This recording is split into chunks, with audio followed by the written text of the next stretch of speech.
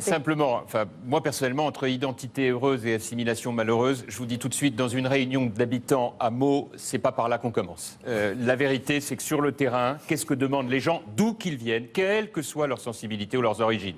Ils veulent d'abord des réponses concrètes. Et c'est ça l'enjeu de cette campagne.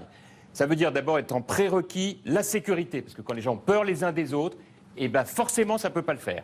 Deuxièmement, il faut de l'emploi. Troisièmement, il faut de la laïcité. Quatrièmement, il faut de la générosité sans assistanat. Et si je vous dis tout cela, c'est parce que sur la question de l'immigration qu'on évoque tous depuis tout à l'heure, chacun a son idée sur la question, c'est probablement plus consensuel qu'on ne le croit. Il y a un sujet qui est derrière, c'est le rapport à la nationalité française.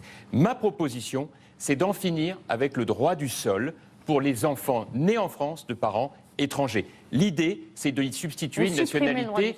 Et bien sûr. C'est un des piliers de la démocratie française depuis des décennies. Mais pas depuis si longtemps que cela.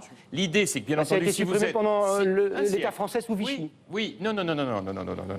C'est plus ancien que cela. Mais c'est juste un point. En réalité, quand vous êtes né de parents français, le problème ne se pose pas. Si vous êtes né de parents étrangers, ce que je propose, c'est qu'au lieu que cela soit automatique, ce soit une nationalité d'adhésion. Qu'effectivement, à l'âge de 16 ou 18 ans, on ait un casier judiciaire vierge, qu'on parle français, qu'on adhère aux valeurs de la République. Pourquoi? Il y a déjà un certain nombre de il y a derrière cela un rendez-vous de nationalité que les Françaises et les Français et les étrangers en situation régulière considèrent comme un parcours normal. Merci Jean-François. Et je crois que ce point est absolument essentiel.